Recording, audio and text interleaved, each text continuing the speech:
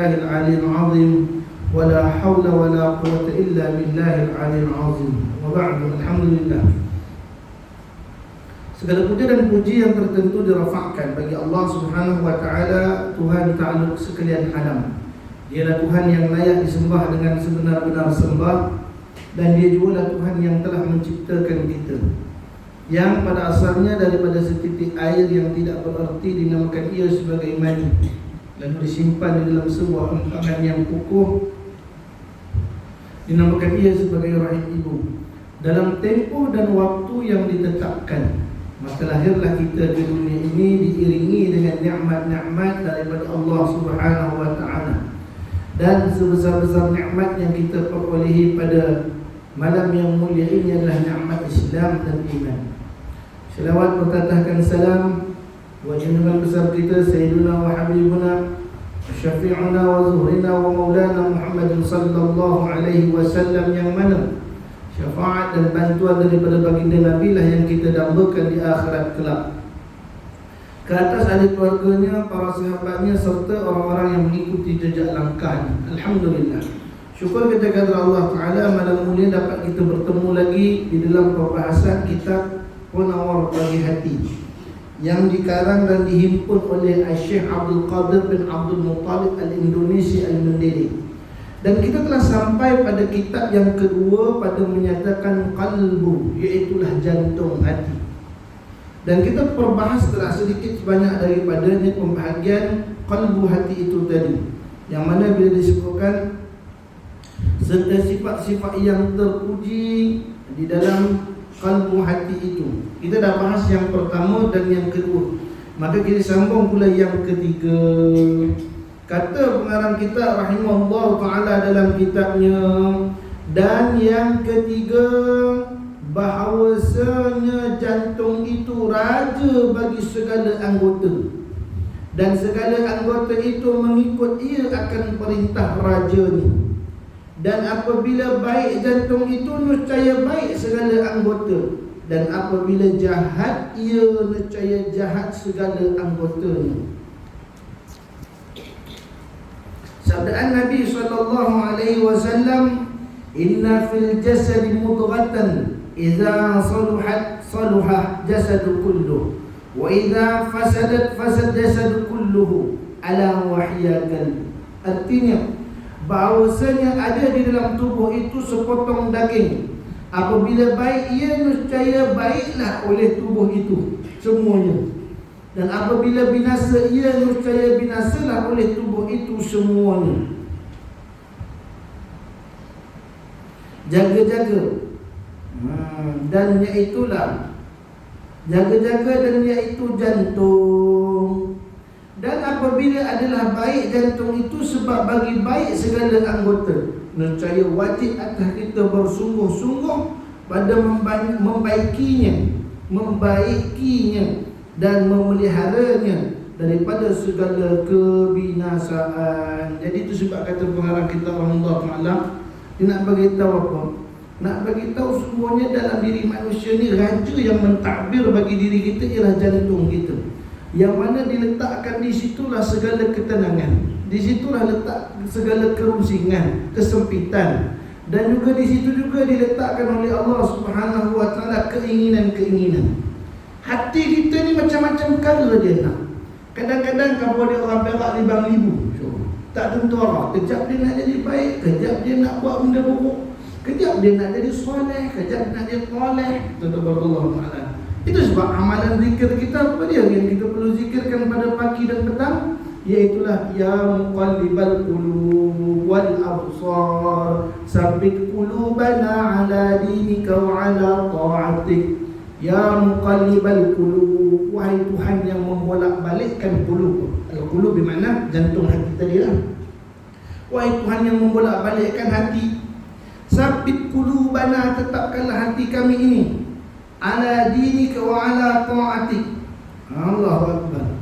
Tetapkanlah hati kami ini di dalam agamamu ya Allah, dalam berjalan di agamamu, dalam ketaatan.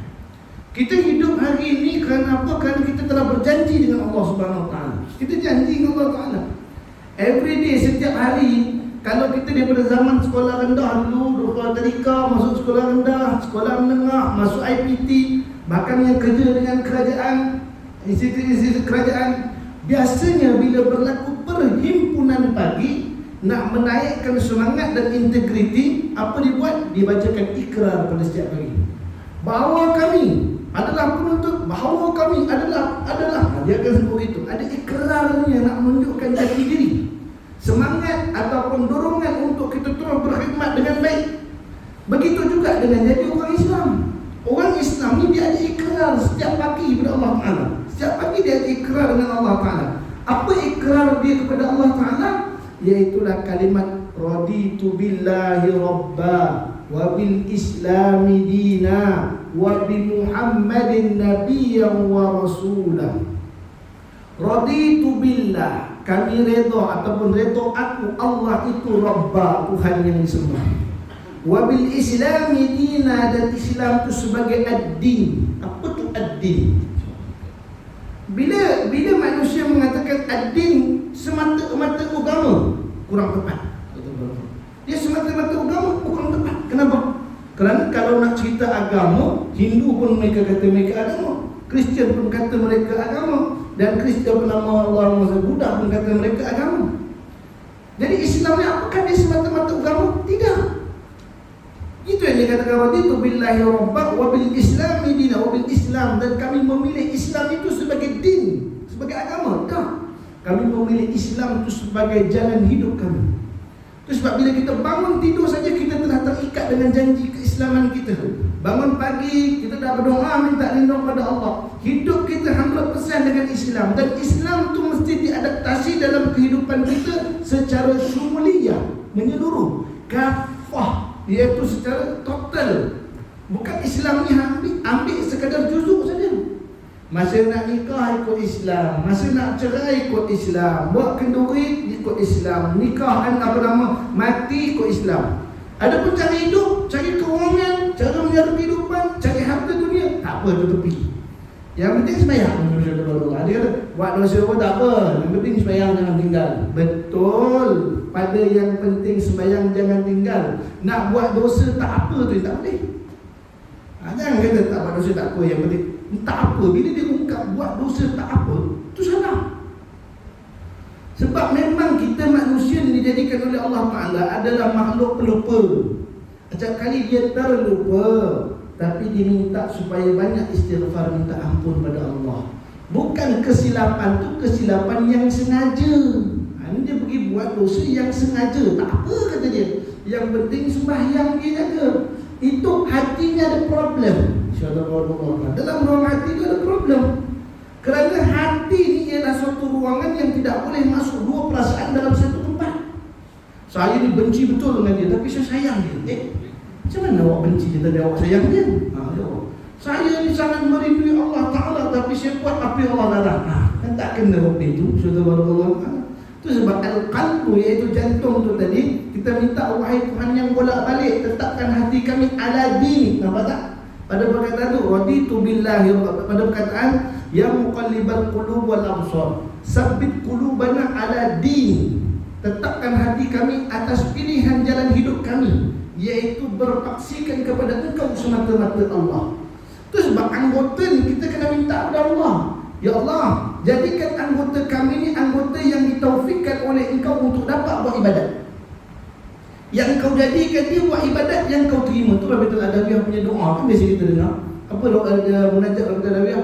Astaghfirullah Rabbal baraya, astaghfirullah minal khataya, Rabbi zidni ilman nafi'a wa wafiq li amalan maqbula wa warli rizqan wasi'an wa tub alaina taubatan nasuha, tub alaina taubatan nasuha. Benda pertama dia minta ampun. Allah, astaghfirullah rabbal baraya. Yang kedua, astaghfirullah minal khataya. Ya Allah, aku minta ampun pada Engkau, Engkaulah Tuhan sekalian makhluk. Astaghfirullah minal khataya, wahai Allah, aku minta ampun pada Engkau daripada salah kesilapan aku. Baik. Yang ketiga dia minta apa? Rabbi zidni, wahai Tuanku tambahkanlah bagi aku. Kalau nak tambah apa? Ilman nafi'a, ilmu yang menambahkan takutmu kepada engkau. Yang keempat kata dia wawafiqli dan taufikkan kepada aku amalan makbulan, buat amal tu kau terima. Sebab ada daripada kalangan orang dia buat ibadah tapi tak diterima. Subhanallah ta'ala. Kata Nabi SAW, kam min sha'imu laysa lahu min siyamin illa ju' wal 'atash. Berapa banyak daripada kalangan orang yang berpuasa tetapi tak dapat apa daripada puasanya melainkan lapar dan dahaga. Begitulah orang yang mendirikan sembahyang, angkat takbir dalam ratusan rakaat yang dia buat tetapi diiringi dengan syirik pada Allah, diiringi dengan rasa nak tunjuk amal ibadah pada orang. Dia sembahyang tetapi sembahyang tadi tidak mencegah diri dia daripada melakukan kemungkaran. Di situ dia boleh menang. Sedangkan Allah Ta'ala kata inna salata tanha 'anil fahsya'i wal munkar.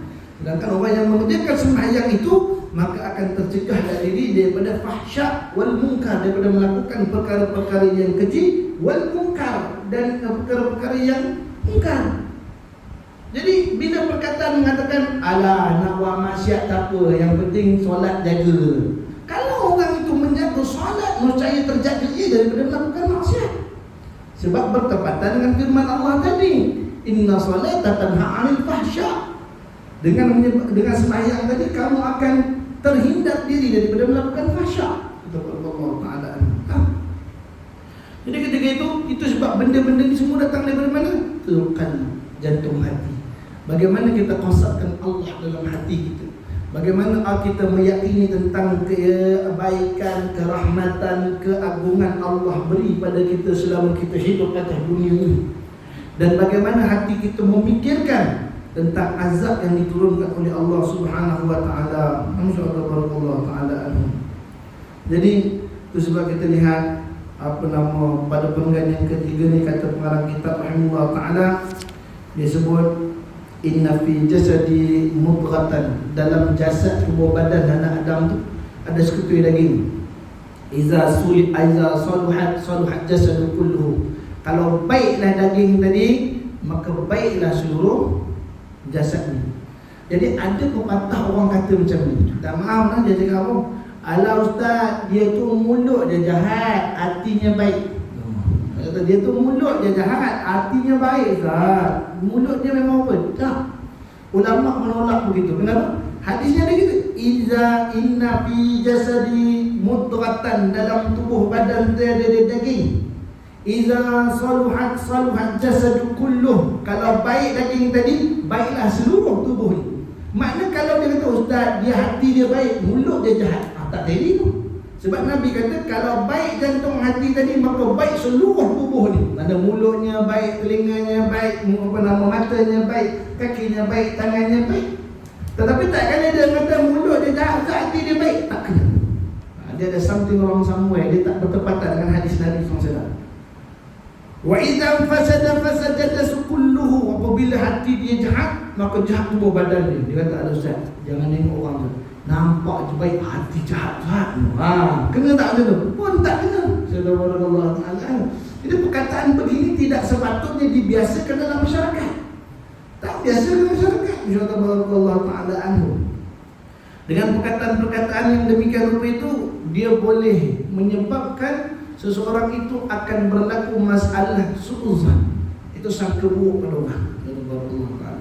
Padahal dalam hidup ni Nabi menganjurkan, Nabi mengarahkan kepada kita untuk sentiasa husnuzan, sangka baik dengan orang. Jadi kalau begitu anggapan-anggapan manusia ni tidak boleh menganggap apa yang ada dalam hati orang. Manusia ni akan menganggap sesuatu apa yang terzahir depan mata mereka. Kalau yang dizahirkan oleh orang itu ialah kebaikan, maka dihukum pada mulut orang lain yang baik. Kalau terzahir pada mata itu sebagai kejahatan, dizahirkan sebagai jahat. Tak boleh kata ustaz, dia tu memang jahat tapi hatinya baik. Tak boleh. Itu rahsia dia dengan Tuhan. Kerana dalam satu peperangan ada berlaku Sayyidina Rasulullah SAW sedang berperang dalam peperangan. Ada seorang sahabat Nabi di berperang. Bila perang dengan kafir tadi, maka kafir tadi rasa nak tumpas dah.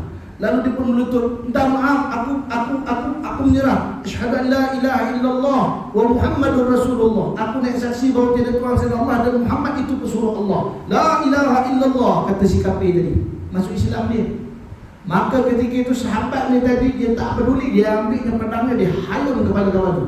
Putus kepala kafir tadi. Subhanallah. Kita nak kata kafir, tak boleh kata kafir, dia dalam Islam. Subhanallah. Putus kepala orang yang berada menjadi musuh dia ketika itu. Lalu Habib Qam dipanggil dia, ya fulan, cerita ni sampai dengar ketika Rasulullah. Sebab ada sahabat nampak, dia dah Islam, baru kau bunuh dia. Diberitahu kepada Rasulullah pun panggil, ya fulan, mengapa kamu memonggal kepalanya setelah ia menyerah kalah dan mengucapkan syahadah? Kata sahabat tadi, ya Rasulullah, dia tu ngaku kalah, dia tu masuk Islam sebab dia takut dia akan mati. Jadi dia masuklah Islam sebab dia tak nak mati, ya Rasulullah. Aku penggalkan juga kepala dia. Apa dia Rasulullah? Apakah engkau telah belah dadanya? Engkau nampak dalam hatinya yang dia masuk Islam kerana takut? Kalau engkau tak buat begitu, kau menanggung dosa membunuh seorang muslim. Itu saja Allah. Ini banyak. Kita hari ini boleh menjudge atau memberi hukum kepada hati orang yang kita tak nampak pun sebenarnya. Apa yang ada dalam hati dia itu antara dia dengan Tuhan. Tetapi hati tadi memainkan peranan yang cukup besar dalam menzahirkan keinginannya dengan cara dia menggerakkan tubuh badan. Itu saja. Jadi tak logik kalau Ustaz dia tu jahat tapi hatinya baik. Tak boleh apa itu, kata Allah Ta'ala. Dia itu sebab dia kata, artinya bahawasanya tubuh badan kita itu, dan apabila adalah baik jantung itu, sebab bagi baik segala anggotanya. Kalau jantung dia baik, hati dia betul-betul baik, hati itu akan mempengaruhi anggota tubuhnya untuk menjadi baik. Tak ada orang yang baru nak berjinak-jinak baik, itu lain, itu kita cerita lain. Sekarang ni bila orang dekat memang lazimnya dia tu jahat tapi dia katakan hatinya baik, tak boleh. Sebab itulah zahir bagi hati dia. Dan wajib atas kita bersungguh-sungguh pada membaiki dan memeliharanya daripada kebinasaan. Ada masalah dengan orang boleh menyebabkan hati kita ada penyakit hati. Apa penyakit hati?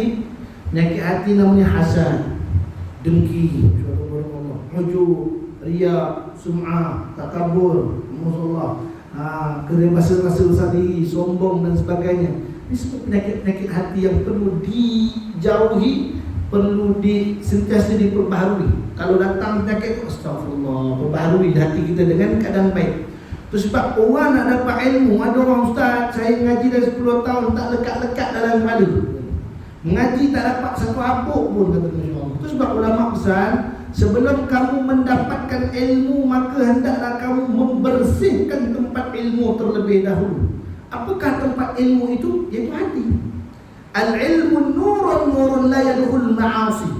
Ilmu itu ialah cahaya, dan cahaya ini tidak akan masuk di dalam tempat yang gelap. Kata Allah, hati-hati pelaku maksiat. Maka bersihkanlah hatimu itu dahulu, nescaya ilmu akan menyusul ke dalamnya. Ada orang ni nak berubah jadi baik, lepas tu mudah aja Allah bagi jalan kat dia. Sembahyang dia jadi rajin, faham pasal agama, pergi umrah, dapat pergi haji, dan Allah mudahkan jalannya kerana hatinya bersih. Tapi kalau ada orang yang cuba untuk ibadah tapi hatinya tidak bersih, kenapa tak sembahyang? Nak tunjuk ke orang saya ni alim.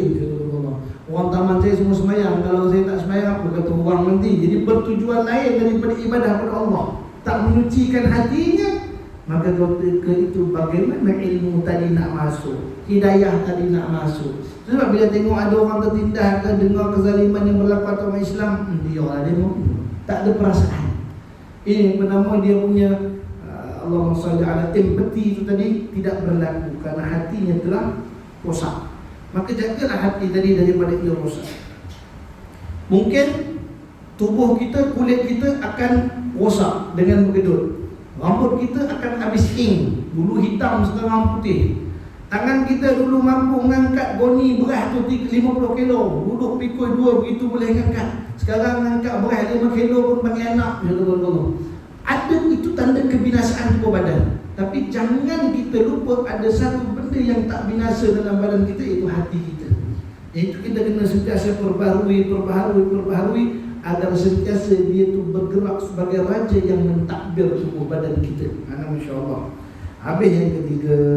Dan yang keempat, bahawasanya jantung itu tempat taruh bagi segala sifat-sifat kepujian seperti iman dan ma'rifah, dan tawakal dan ridha dan pengetahuan. Maka patut sangat bagi pentaruhan yang seperti ini bahawa dipelihara akan dia daripada segala kelakuan yang dicela dan dijaga daripada seterunya, iaitulah syaitan. Masya Allah.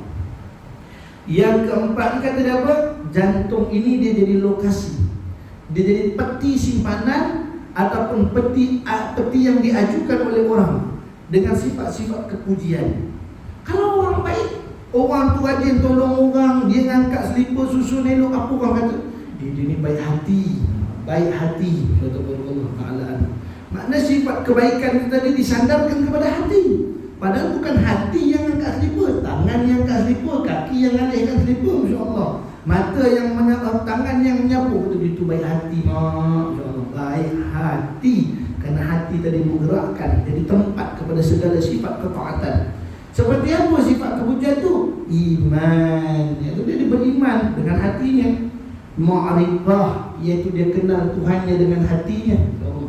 Itu sebab ada orang kata, man arafa nafsi arafa rabbi. Barang siapa yang kenal dirinya, maka dia kenal Tuhannya. Datang golongan-golongan ahli-ahli makrifat, kita panggil makrifat, yang suka cerita pasal Tuhan tapi dia tidak pun datang pada Tuhan. Ya Allah, dia cerita, dia punya kosakata tu punya tinggi. Aku di dalam aku, tanpa aku siapalah aku. Hanya aku bersama aku, tanpa aku tiadalah aku. Akulah aku. Nah, orang dengar pun, hebat bunyinya. Padahal kocong, tak ada apa pun. Kata Allah Ta'ala. Bila tanya tentang ma'rifatul iman, tak boleh dia jawab ma'rifatul iman. Bagaimana dia katakan dengan mengenal iman itu tadi? InsyaAllah Allah Ta'ala. Bila tanya tentang sifat-sifat Tuhan pun tak boleh nak jawab. Lepas tu dia kata dia kenal Tuhan. Tak luang. Jadi nak mengenal Tuhan ni, dia kata man arafa nafsi arafa rabbi. Kalau dia tahu diri dia, maka dia kenal Tuhan dia. Semakin kita kenal diri kita, makin kita tahu yang kita ni tak ada apa-apa. Kita ada apa-apa hingga kita berharap pada Tuhan. Allah Ta'ala kata, ya ibadi, ya bani Adam, wahai anak Adam, idza laqaitani, kalaulah kamu datang kepada aku dengan dosa setinggi langit. Kamu datang kepada aku dengan dosa setinggi langit, dan kamu tahu bahawa tidak ada yang boleh mengampuni kamu melainkan aku. Mana situ apa dia?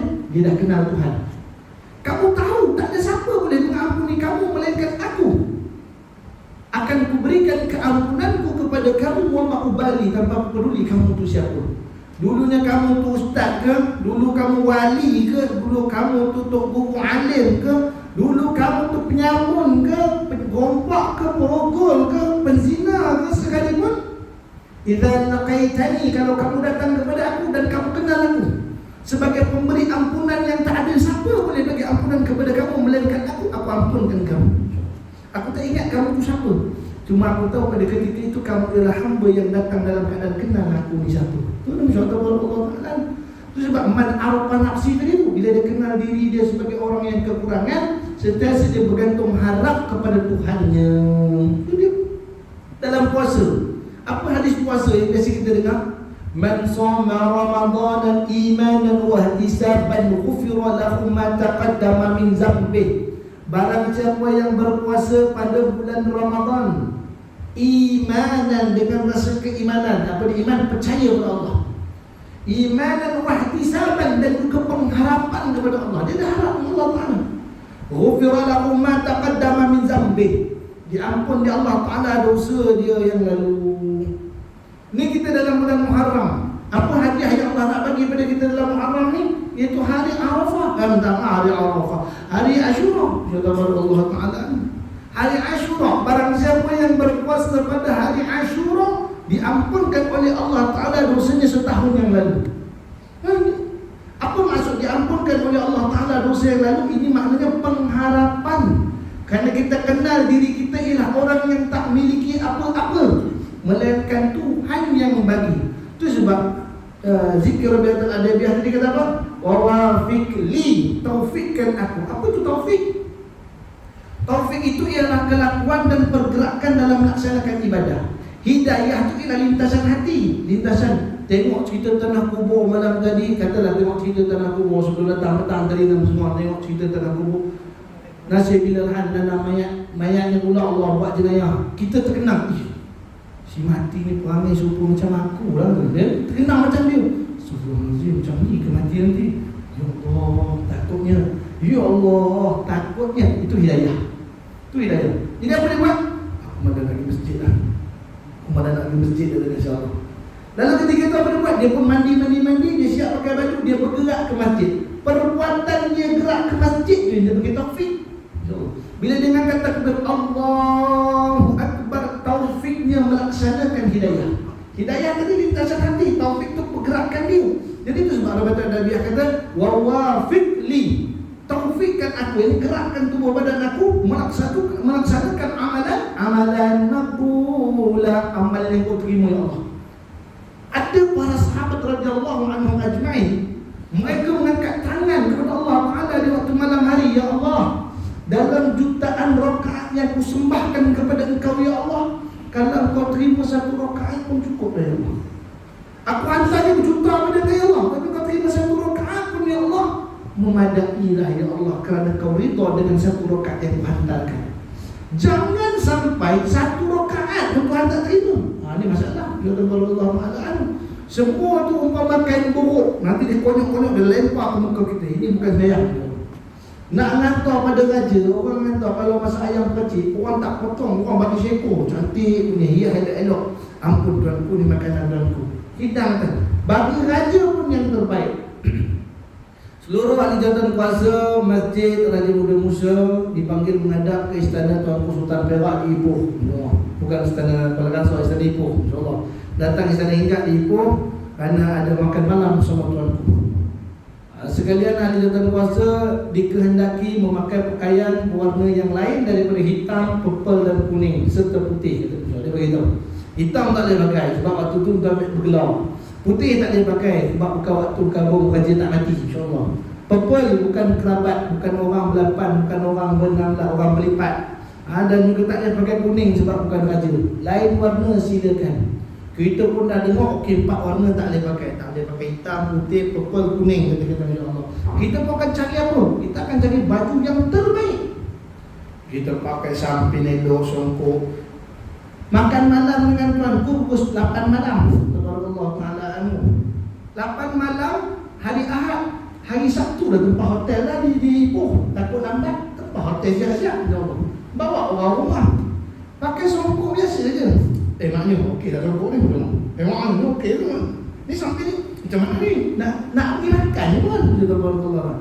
Itu dengan raja pun kita akan persiap yang sebaik mungkin agar tatapan seorang raja tu tepat kepada raja tu. Bukan nenek kita pun nanti tengok, ui haji cantik ya outfit awak hari ni. Dia tak datang apa itu. Allah. Dia datang macam biasa kita. Ampun tuanku, Allah yang angkat. Maksudnya kalau masalah angkat ni, dia kalau di dada tu, kalau jumpa dengan Datuk-Datuk Utara di dada, simpanlah hati sangka baik.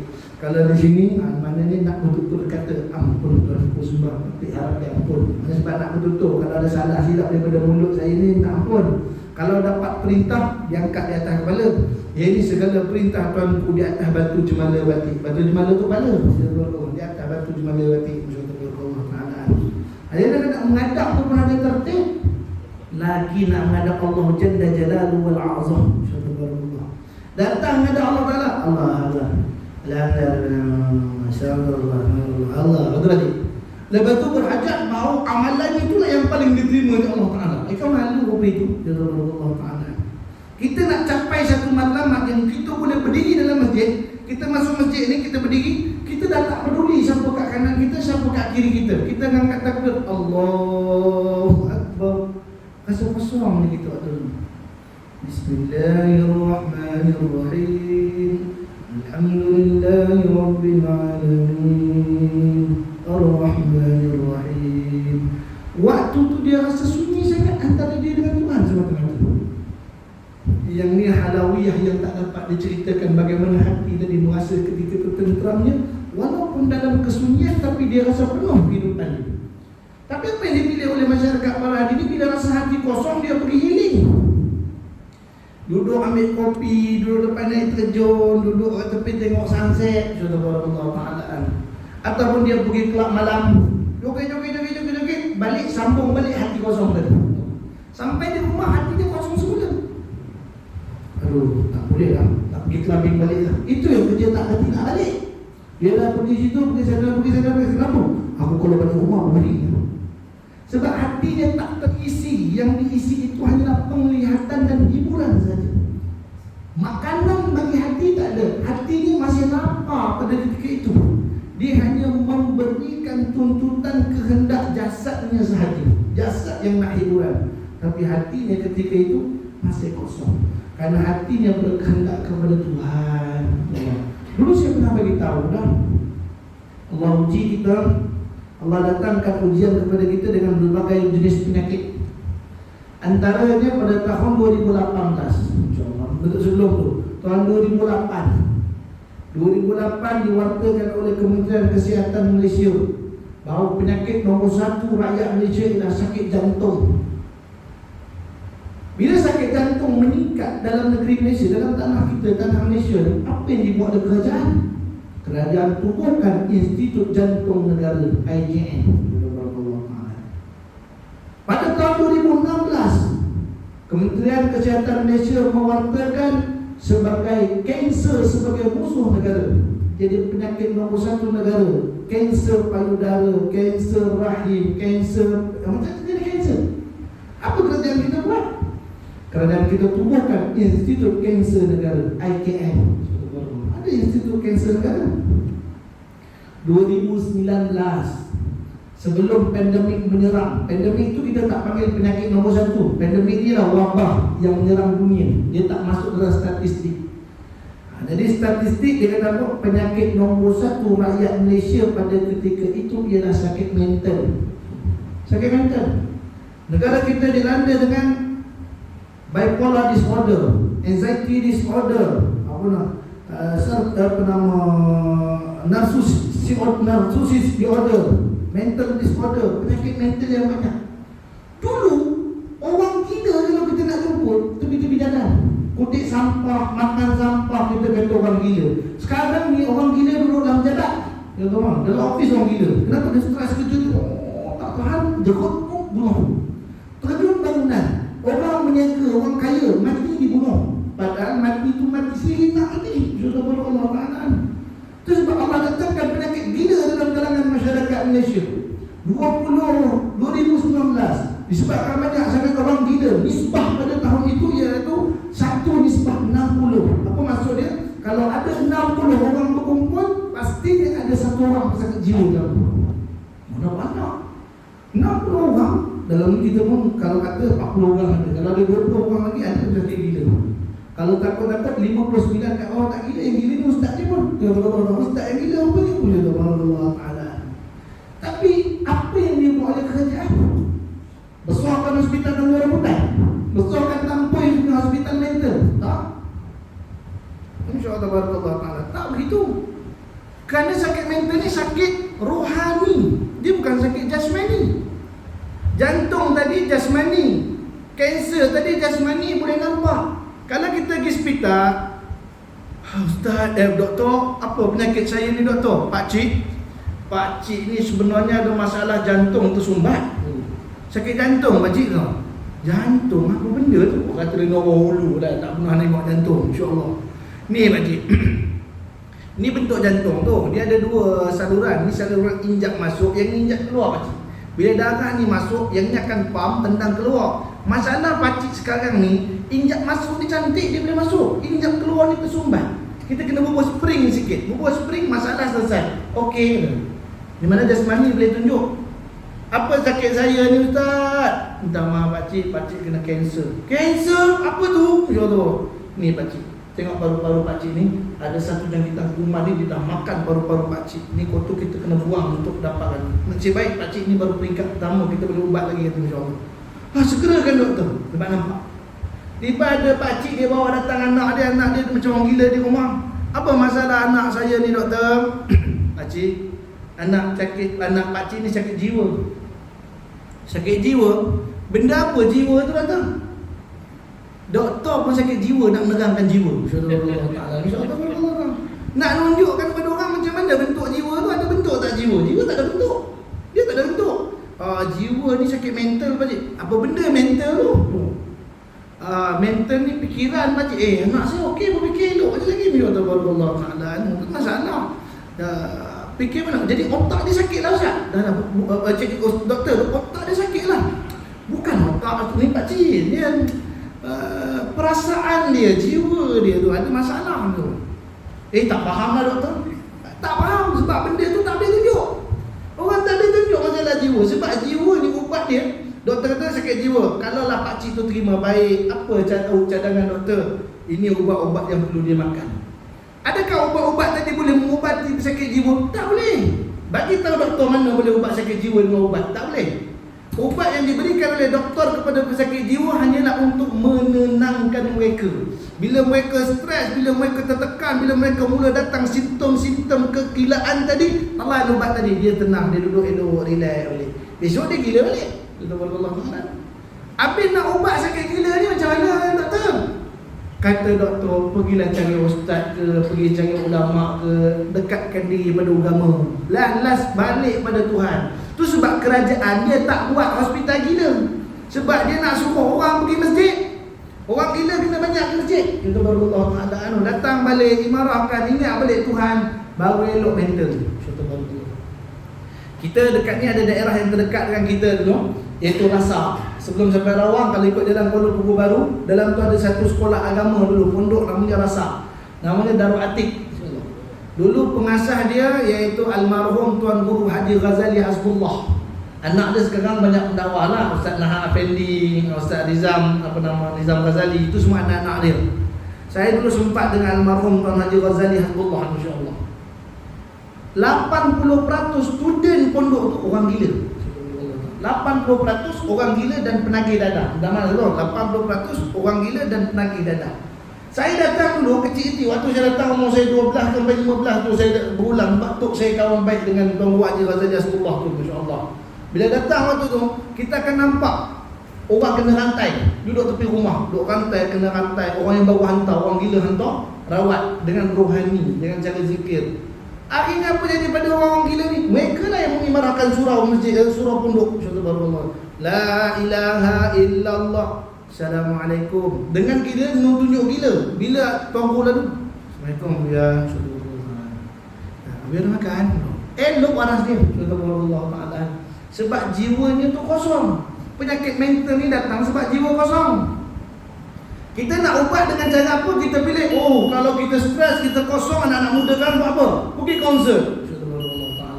Pergi konsert pening kepala mikir lagi. Joget dekat situ, sekali habis. Balik rumah sambung lagi sakit jiwa. Kerajaan nak mengatasi masalah sakit jiwa, perbanyakkan majlis ilmu, perbanyakkan majlis ingat Tuhan. Itu saja. Subhanallah. Panggil, mari sembahyang hajat beramai-ramai di padang dataran Merdeka. Masya-Allah. Itu sepatutnya.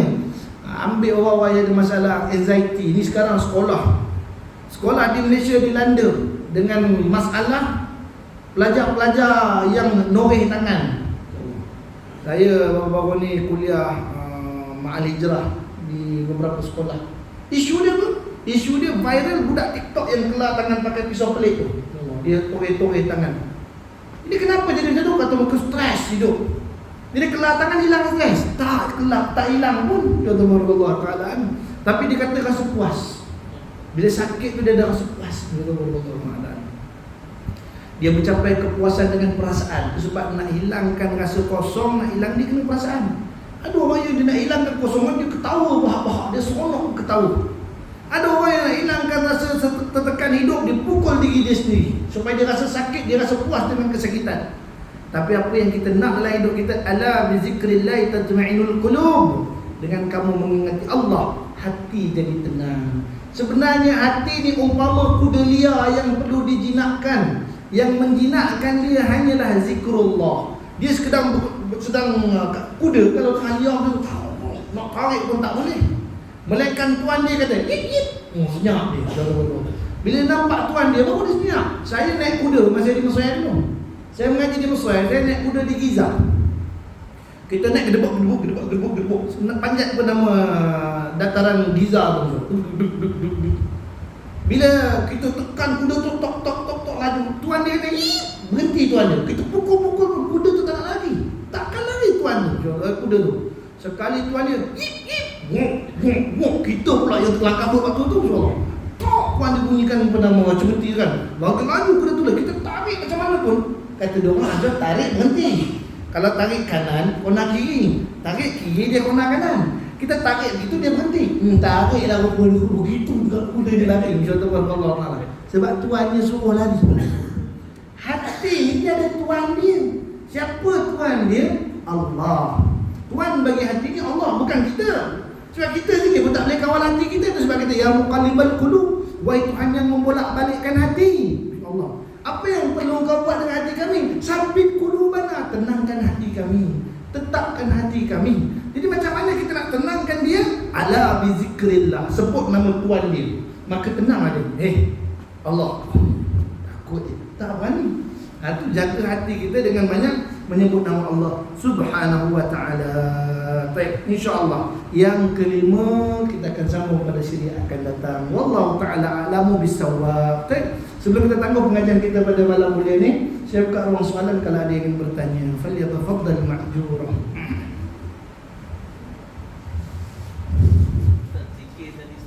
Baik.